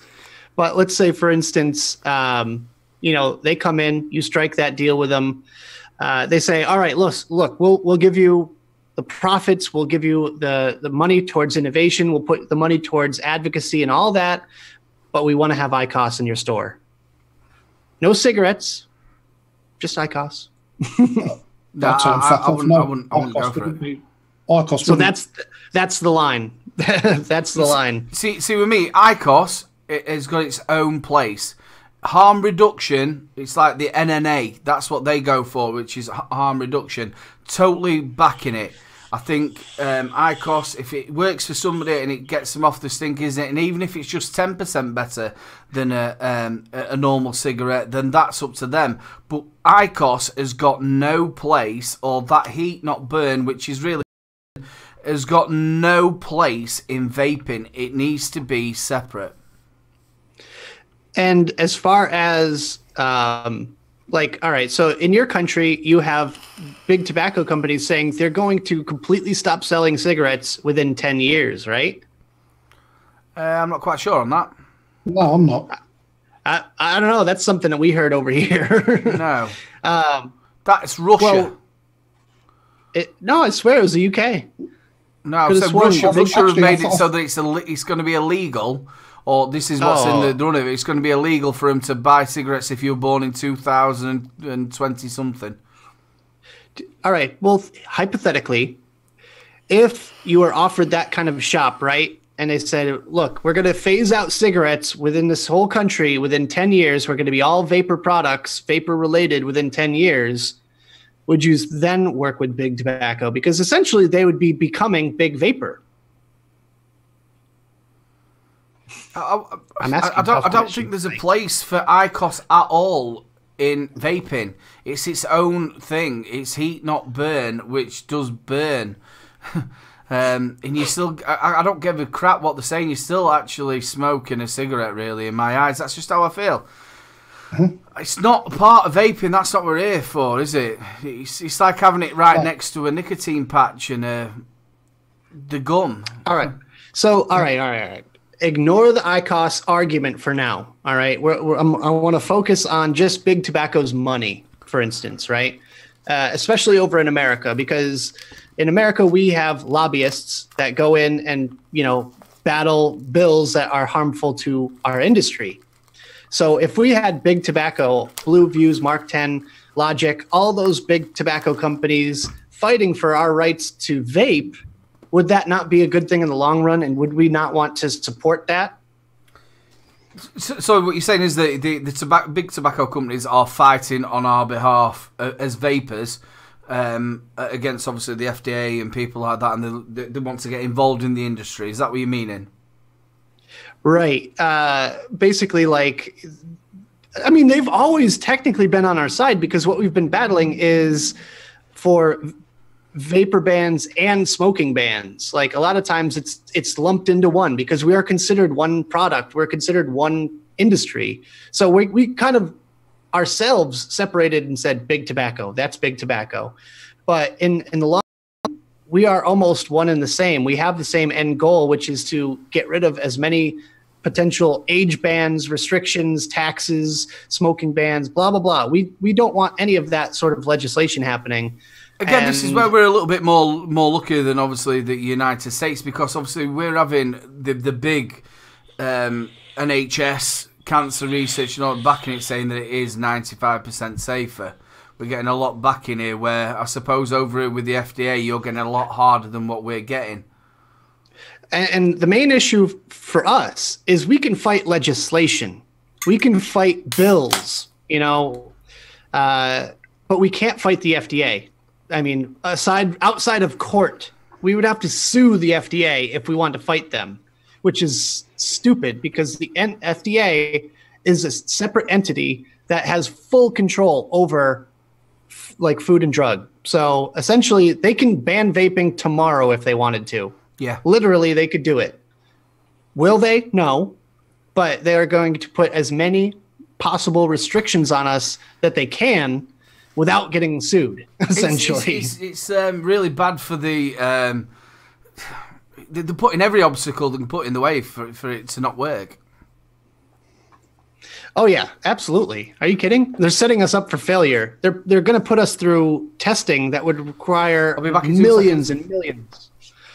To pay for their testing, it would cost us millions and millions and millions of dollars, each flavor potentially, because we need to be able to recreate the test results 30 to 40 times over. It's not just one test for every juice. It's not just send it off to a lab, have them send it through their machines, and you get a test result sheet. You need to do these tests 30 to 40 times to be able to prove what they're looking for us to prove. And that's going to cost millions. So, I mean, I hate putting hypotheticals out there, but I'm just like thinking like, well, if Big Tobacco said, we'll offer to pay for all of the testing, you know, what is the point? Where is the line that would say, okay, we are going to accept Big Tobacco into our world and let them do business parallel to ours, as long as we get to keep our open vapor systems, we get to keep our flavors. There's no restrictions on bottle sizes or tank sizes. You know, I really want to know like what everyone's like line is. And it seems to be like IQOS, basically. Like, just get rid of IQOS and everything else is cool. No, well, as I say, I mean, as long as the big tobacco companies are willing to push for the vaping products, then, you know, like you've got the Blue, they've got a vaping product. I don't agree with the IQOS thing where they've now come out with the mesh side of the vaping. But they've only done that because of the fact that the actual IQOS system itself is really and truthfully failing. So, all right. I just want to put it out there that, you know, I feel like Big Tobacco can see the end of the line. You know, I give them like maybe 20 more years before smoking is just completely dead. Mm-hmm. No one is going to smoke in 20 years, right? Yep. So they could kind of see that in the long run, but they want to make as much money as they can all up until that point before they are forced to switch over to nothing but vapor products. Mm-hmm. So you have to understand that they're not like letting it out there that, oh, by the way, in 5 years, we're going to come out with our own open systems, you know, but you better believe it's going to happen. You're going to have pre-filled cartridges with Marlboro Red flavor, mm-hmm. you know, or, you know, all the different tobacco flavors in formulation in pods. Yeah. So it's not like they're completely against us. Big Pharma is the big enemy here. Yeah. And I think that's true everywhere. Is a little bit of a question for you, Nick, and also people in chat as well. You tell me this as well. You know, when you first ever stopped smoking, did you go for a tobacco flavour or try to make something like what you smoked before and you wanted a vape, or did you go into the sort of fruity side of it? Juice that got me off of the fags was Heisenberg. So complete opposite of the cigarette then. Yeah. I mean, personally, I went for a menthol because I smoke menthols, but I also enjoyed the fruit flavors. The first one I bought was like fruit punch, and I got strawberry apple with menthol, and oh, it was delicious. I was so happy, and I was so happy that I could get away from that flavor, to be honest. I mean, I didn't like the flavor of tobacco. I didn't enjoy it. I liked the rush that it gave me. I liked the activity of doing it, but I never really liked the way it made me smell. The taste in your mouth afterwards is terrible. But, you know, some people, that's their thing, and I don't blame them for that whatsoever. It's a very personal choice. Boot Beer Float, 12 milligram. I don't know what that is. First one, I love spearmint, so I went straight for a spearmint one, and peach as well. I liked a peach. Not wrong with a nice set of just pictures. So yeah, I went for the peaches and I went for spearmint, and it was mate. I love your peach blast. It's. Don't think I'm lying. I love this stuff. I can't wait. I'm hoping you're going to come in October so I can nick some more off you. Shameless plug. Shameless plug. Mate, it's great stuff. Great stuff. The strange thing is, I cannot stand Heisenberg now. I like Heisenberg. I cannot stand it now. I tell you what has been my... I'm charging it at the minute, and I'm telling you now, this has been my go-to setup. It is the Vim by Jack Vapor. They're a UK company from Scotland, a really nice set of people. And when I first got it, I was not overly... I'm not overly done with it. I did the review, and I liked it a little bit more. But I tell you what, it is my daily banger. You know that one that you take out? I'm using a 1-ohm coil. I've got some cheap, shitty-ass juice in it, which is called Sub-Zero. And it just, I like the taste of it. It's a little bit more than what I normally have a milligram. It's 6 milligram. I normally have 3. And it's stealthy. Do you know if I'm in shop or something, you can take a vape on it and then you can you do that double take in and then you blow nothing out. You can sit in the doctors. You can sit anywhere you want. You can vape. I just like it, and the battery lasts forever. Have you got one of them vapes, Nick? I don't have one of those specifically, but I do have plenty of stealthy little rigs that I can do the quick little double inhale with. Like this one is actually quite nice. It's the Zur pod system, and I'm vaping on a flavor. It's cake flavor. It's amazing. Cake flavor. Cake.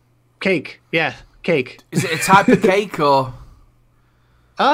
You To have me, said it that kinda 3 tastes times. like You know Vic's going to turn up in a minute. Cake and Guinness, we got it all. Cake and Guinness, yeah. I can't really put my finger on it, to be fair. Like, it's just kind of a generic cakey sort of flavor, almost like a spongy vanilla chocolate. Yeah, not like a vanilla chocolate sort of thing. I don't know. It's got that cake kind of custardy sort of note to it, I guess. Yeah.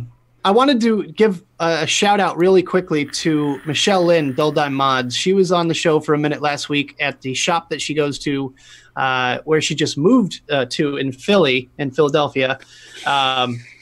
She came on the call basically to ask us if it was cool if they started posting pictures and everything about the I Quit Smoking by Vaping.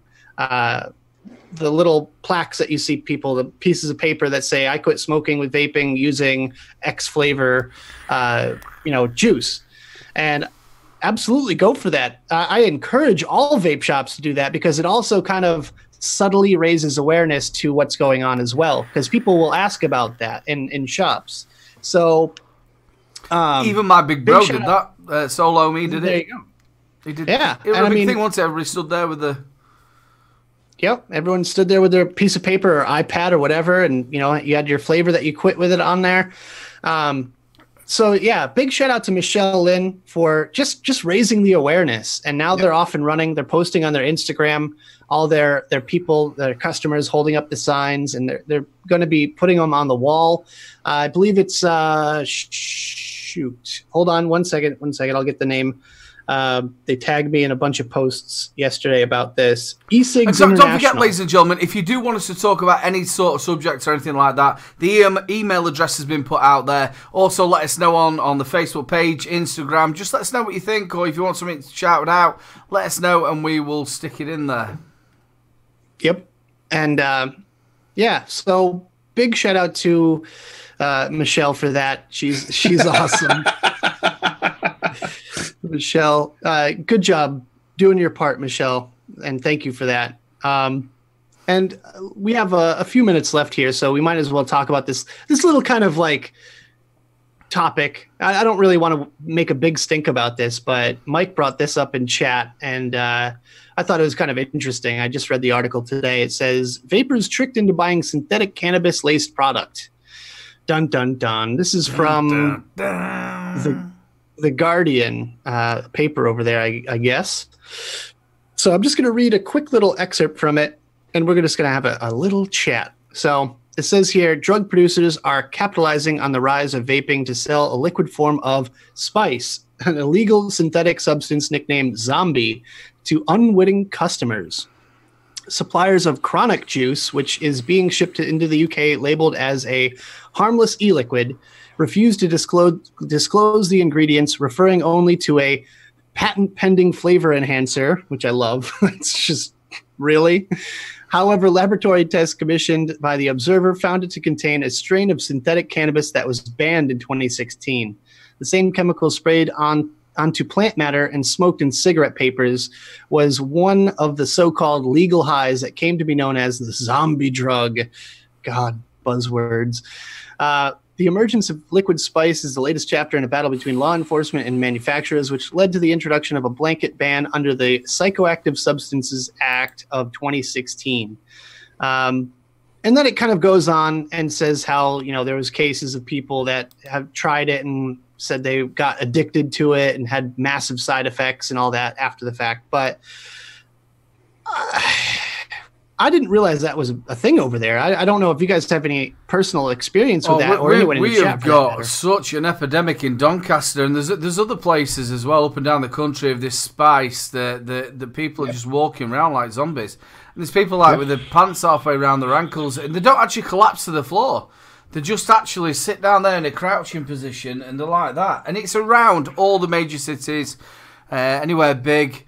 It is a massive epidemic, this spice. I don't know if people know about this in chat, if you've got any experience of walking around your local shopping centre and seeing them. And they're called spice heads. Yep. There's been quite a few deaths from spice as well. Quite a few deaths from it. Yeah. See, it's not a big thing over here. It does pop up every now and then. There's like a new strain of, sort of a synthetic drug, synthetic weed or whatever, which is legal. You have got crystal meth, though, haven't you, which sort of takes it a bit more than what we've got over here. Look, I take no credit for that. But so yeah, spice. I've never heard of it in a liquid form. I have heard of it in like you get like a little jar or a little packet or something, and you smoke it like weed. But like it was never a really big thing here. And the reason it's legal, right? It's a synthetic drug. So all they have to do to make it legal, because it's legal, the government comes in and bans that chemical composition. Boom. All right, so it's now a controlled substance. All they do is take one chemical and move it over, and then it's a different chemical. So it's legal again, and it pops up again. So it's never gotten a lot of mainstream attention. Like there was it was a couple of years ago. There was like something happened in like Miami where a guy, like a homeless guy, was eating another guy's face, and that's that monkey dust, isn't it? Yeah, that was crazy. But that's really the only spice experience I've had. What was that actually spice? I don't know if it was actually spice, but it was one of those like synthetic weed sort of things. Yeah, they've got this new one which is called monkey dust. That's a big thing in Stoke. For some reason, Stoke in England, it's massive. And you're talking like a small amount gets them off the nut. And like you said, it turns them into zombies, and also people who want to, like cannibals, eat people's faces. That's just crazy. But I mean, all right. So I've seen a few people chime in and chat here that say they've seen it, and they're telling us their preferred drug of choice, which, this is the internet, guys. Remember that. It's saved forever. Matt Chandler says liquid spice is nothing new. It's been used to smuggle into prisons using letters. That's interesting.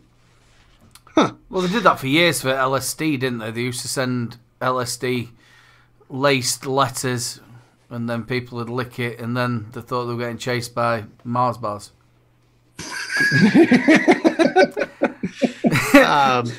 I was not going to say what I was going to say, but Mars bars weren't I'd rather a Snicker myself, but... fair enough. I'd fight a pepper army for a giggle. Come and finish me off, you animal.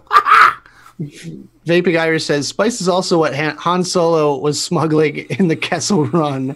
Oh my god. But there's a lot of other things here. Mobro just got juice. Wait, just got my eyelid caught in the shock mount of my mic. How?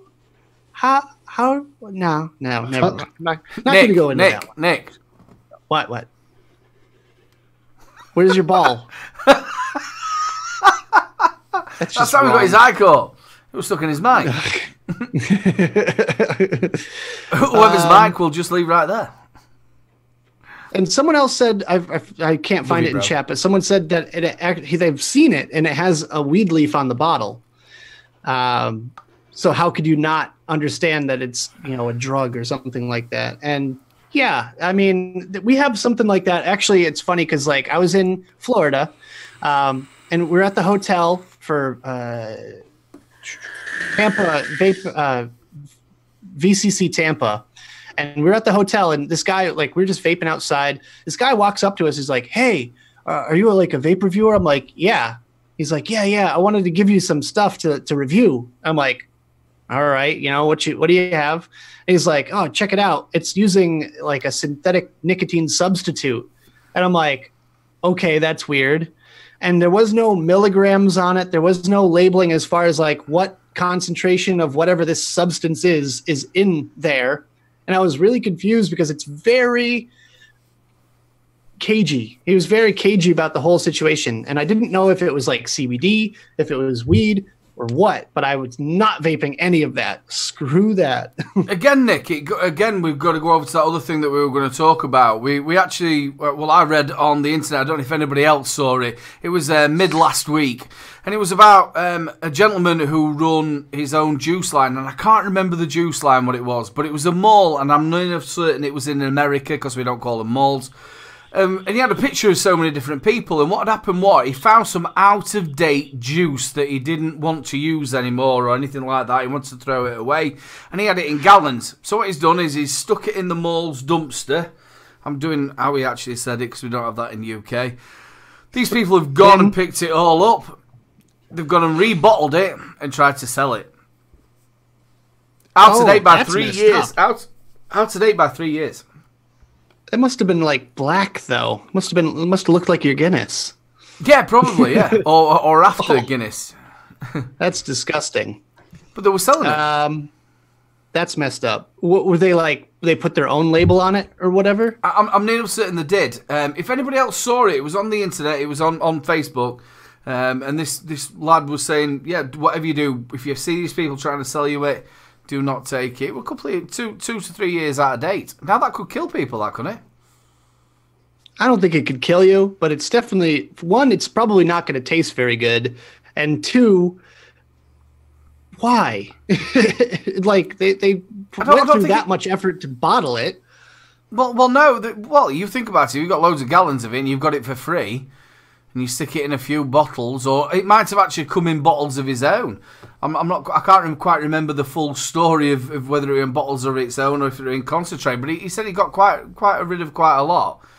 But if you imagine, it's not only that though. Wouldn't the bottle start rotting as well? That it was in the casing. I doubt it. But either way, like, it's still. I mean, we've been dealing with a lot of sketchy situations. There is clone juice out there. There's companies in Asia that clone e-liquid and put it out there like it's the real thing. And they put it up for wholesale. So, any shop owners that might be watching, be very wary of who you're buying from, because if the price is too good to be true, it is. Surely there should be a proper chemical way of getting rid of your juice. Maybe just tipping it down the sink instead of sticking it in a dumpster would have been a better idea. Yeah, I mean, by then, after 3 years of just sitting there doing nothing, the nicotine is probably all gone in it, because nicotine is photo and heat sensitive. So even if it's stuck outside in a car for a few hours, that could kill off the majority of the nicotine in your liquid. So I could imagine that stuff was probably close to 0 milligram, if not 0. So I don't really see, why would you throw it in the dumpster first and foremost? Like you said, dump it down the sink. Clean out the bottles and recycle them. Is it? Right. So I don't know. Because the last thing you need is a bit of clogging. I don't think. I was going to say after Mike's dinner, I don't think he's going to have a problem with that. I think we've done really well. He's not made any noises, has he? I know. He's been quiet. He's been quiet tonight. I'm surprised. Yeah, we might be able to touch on that maybe next week. That could be an interesting poll question. Just putting that out there, like, what would be the oldest, oldest juice that you would ever vape? Like, I think we've got our next week's question, haven't we? Month. Yeah. Oh, I might as well make the announcement right now. I will not be on next week. I'm sorry, you guys. I'm taking a week off. I'm sorry, but I took a week off of my regular videos this week, so I got to get all caught up with that and start cranking out some more reviews to be posted on my brand new website, which will be up tomorrow. I'm going to be doing a live stream, like I said at the beginning of the show. I'll be doing a live stream tomorrow evening. Hopefully it's not too late for you guys, so you can stay up and join me and chat there and all that good stuff on my channel. But yeah, I'll be launching my website tomorrow, and I'm going to be taking next week off from doing shows. Nick, have you seen that new advert in America where is it called Inequity or something like that? It's like a delivery company. And it will not waste your time, and it's got like an app thing, and it'll do it in like a 2-minute window, and it'll tell you exactly when they're going to turn up. I'm not familiar with that. You need to watch television a little bit. I know you don't watch television much, because I watch the NBC sports stuff, you know, to watch Liverpool, and because I'm a Liverpool fan, and it's been on there. You just sounded like it when you did that. The website's over here. It was brilliant. I'll have to check out that one. Yeah. Mobro says he'll take my spot next week. I'm okay with that if you guys are. More than welcome. He knows that. More than welcome. Sweet deal. But anyways, guys, I think we're going to call it there. I'm going to do my little goodbyes. That was pretty much it, honestly. I think after this show, I might be streaming on my Twitch channel. I'll put a link. Michelle Lynn's already put a feeler out for that one. Right on. So we're going to be playing some Grand Theft Auto, Michelle and I. So if you guys want to watch that, if you're up late, feel free to join in with that. But that's about me for this week. Make sure you guys tune in tomorrow if you can for some fun. I don't know. It's just going to be lighthearted. We're just going to have some fun celebrating 30,000 subscribers and all that good stuff. But thank you guys.